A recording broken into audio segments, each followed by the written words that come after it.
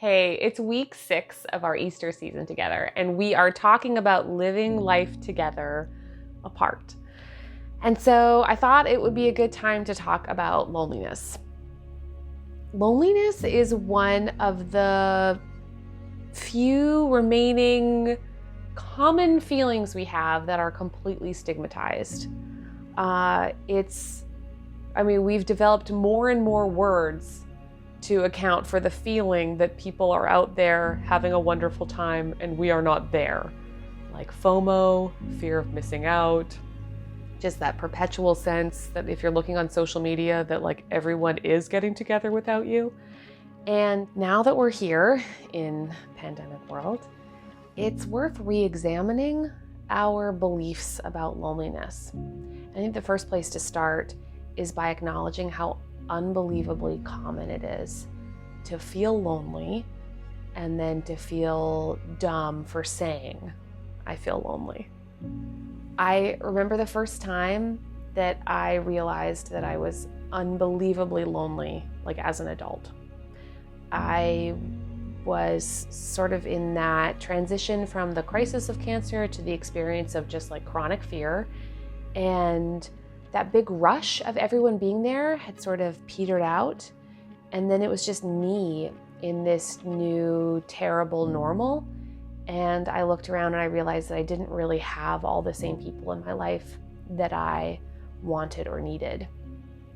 And I thought, oh crap, I'm really lonely. And the second I admitted it, I felt really stupid for feeling that way. It felt like it was admitting to being unpopular. And it made me want to explore loneliness as maybe a more common experience than we might expect. So often, loneliness is the result of a transition, and usually one that we wouldn't have picked.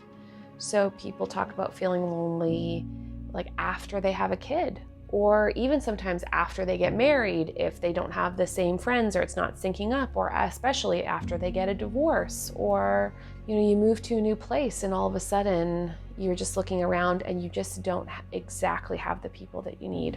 I had a lovely conversation on the podcast with Dr. Vivek Murthy, who is the former Surgeon General of the United States. And he did this thing where as like America's doctor, you kind of do like a tour, you figure out like what's going on. And he thought he would go around and discover like a lot of heart disease and stuff like that. And he said that he was kind of blown away by the fact that the more people he talked to, the more he realized that one of the underlying conditions that was exacerbating people's health problems was loneliness.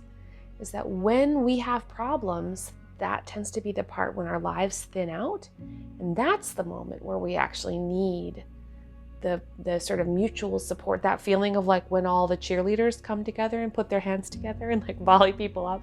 That's the moment that we need people. But that it was way more common than he realized for all of us to be struggling with loneliness alone. So in this kind of broader study he was doing on loneliness, he started looking at how many people we actually need in order to combat what he was calling this global epidemic of loneliness. And it is true that it's far larger in scope than we may have realized. For example, in the United Kingdom, they've even appointed like a minister of loneliness, like someone whose government job it is to track the expressions of loneliness and its ramifications for culture.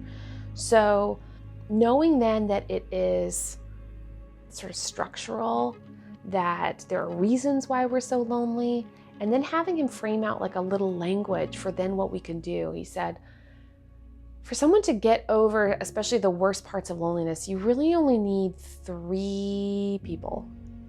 I was like, what? No, I thought you need like 7 people and an Instagram account. It's like, no, that really to get over some of the worst parts of aloneness, you really only need your 3.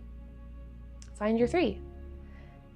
That really inspired me to think, like, who is it? Like, have you ever seen the ring theory?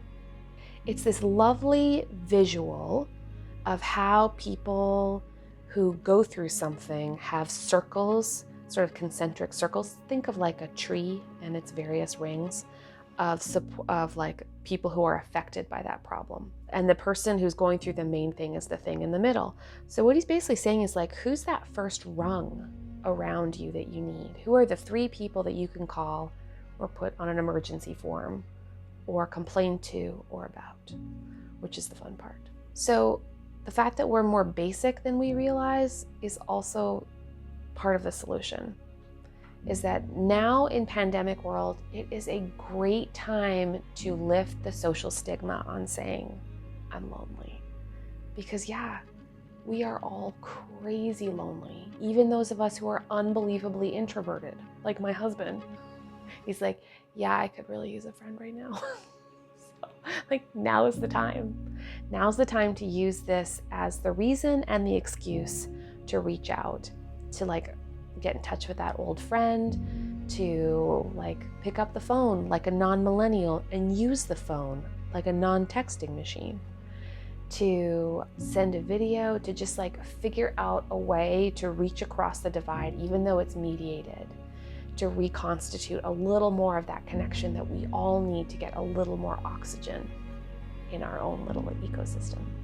We feel lonely sometimes because we are, I don't mean to sound unbelievably depressing, but we're inherently trapped, right? Like we are trapped at a cellular level at our body, in our own bodies. And there are lots of things that no one can do for us. I remember that every time that I have to be wheeled into a surgery, that no one is going to trade places with me in my body. So right now, wherever you are, I get it. I get it. We are, in that way, alone.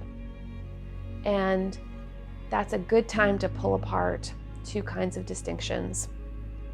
Aloneness, which we can make some kind of peace with, and loneliness, which we can mostly do something about.